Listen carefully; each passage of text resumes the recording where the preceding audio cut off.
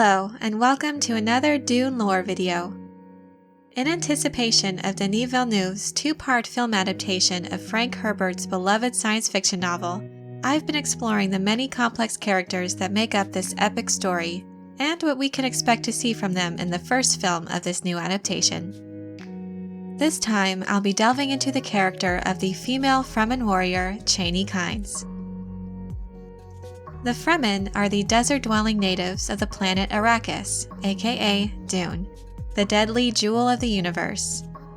When the Fremen's ancestors fled to this desert planet thousands of years before, their survival became deeply ingrained into every aspect of their culture.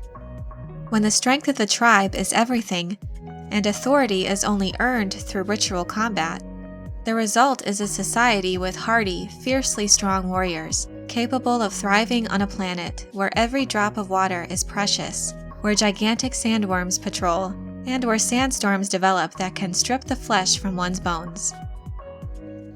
As you can imagine, Fremen children don't have much of a childhood. They have to grow up fast.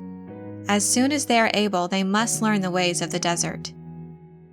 Chani Kynes is a product of this challenging upbringing. In a lot of ways, Chani is like a Bene Gesserit in her perceptiveness and fighting skills. The Bene Gesserit's ways are all about control, and the Fremen too must take every precaution to adhere to the ways of moisture preservation, making sure every little part of their still suits are configured properly so as not to waste any of the body's moisture, and making sure the conditions are just right for traveling in the open desert safely. To waste water is tantamount to sacrilege. If a Fremen doesn't adhere to every aspect of desert survival, entire tribes could be wiped out. Seriously, you take one wrong step in the desert, the worms will notice. Chani is a desert creature, raised to survive in the harsh Arrakeen desert. She is the daughter of Dr. Sietch Kynes, imperial planetologist and secret leader of the Fremen. In the story of Dune, he is in the Emperor's employ and appointed as the Judge of Change as House Atreides takes over spice harvesting operations from the tyrannical House Harkonnen. The substance spice is only found on Dune. To the universe, it is the most valuable resource in existence, as it is at the center of all infrastructure.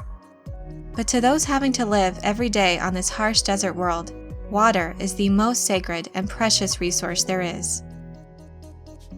On top of dealing with the dangers of desert living, the natives suffered much under the previous Harkonnen rule. Dr. Kynes works for the Emperor, sure, but he does not have a high opinion of outsiders. He has fully immersed himself into the Fremen culture, and his true allegiance lies with them and to the planet Arrakis itself. He married a Fremen woman, and they had a daughter, Chani. Sietch is a very intriguing character. He has an air of nobility about him. He is precise, intelligent, and strong, qualities that Chani exudes as well. The rumors appear to have been confirmed by IMDb that Sietch Kynes is being gender swapped in this new adaptation. If you haven't seen my video, The Problem with Gender Swapping Dr. Kynes, I encourage you to check that out if you want to get my full breakdown of that situation and my opinions. This is a significant change to Sietch's character in this film with the gender swap. However, I do think this change will have little impact on Chani's character. We technically first encountered Chani in the very beginning of this story. Before Paul Atreides and his family even make their way to Arrakis to take stewardship over it, Paul sees Chani in his dreams. He has no idea what to make of these dreamlike visions, and at this point, neither do we. A lot of things happen before Chani is physically encountered.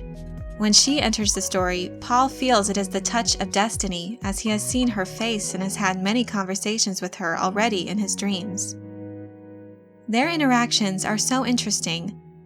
Paul, in a sense, already knows her, and so is more familiar with her than he normally would be upon first meeting.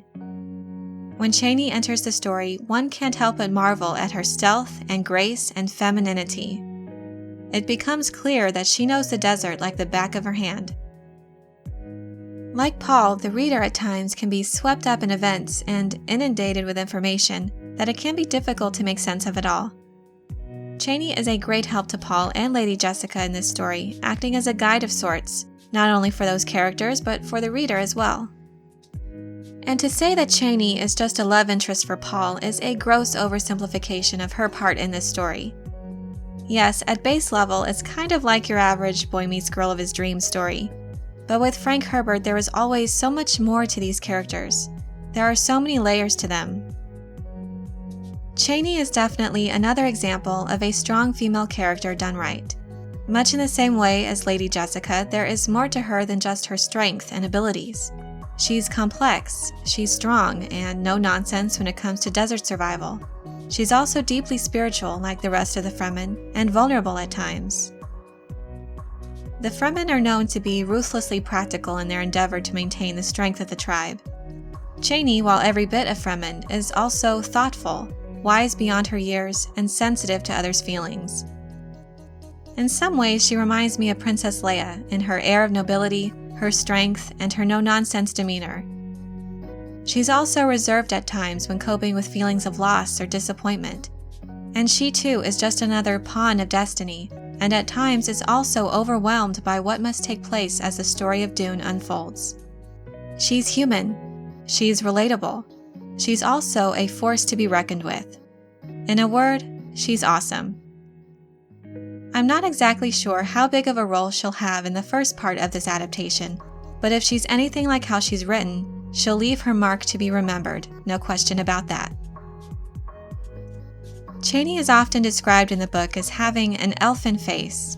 She's beautiful, youthful, skinny, graceful like a gazelle. She is a fierce Fremen warrior, especially so as the story of Dune continues further. But she is also feminine and beguiling.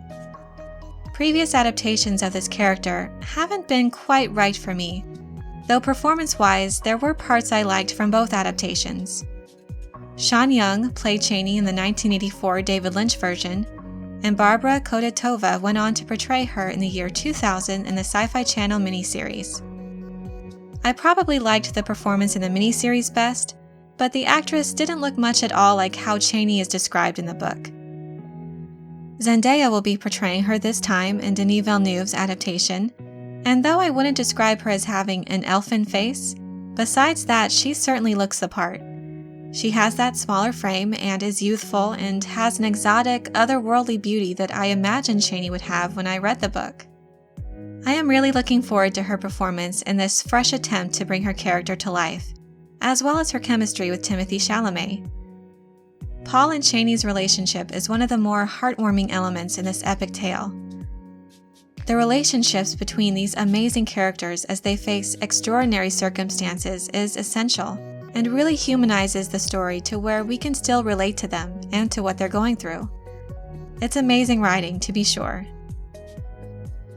I really hope you enjoyed this video. Give it a thumbs up if you did and if you are excited for Dune. Let me know your thoughts in the comments below about Zendaya's casting and what you're hoping to see from her character Chani in this new adaptation. And be sure to subscribe for more Dune and other sci-fi and fantasy content.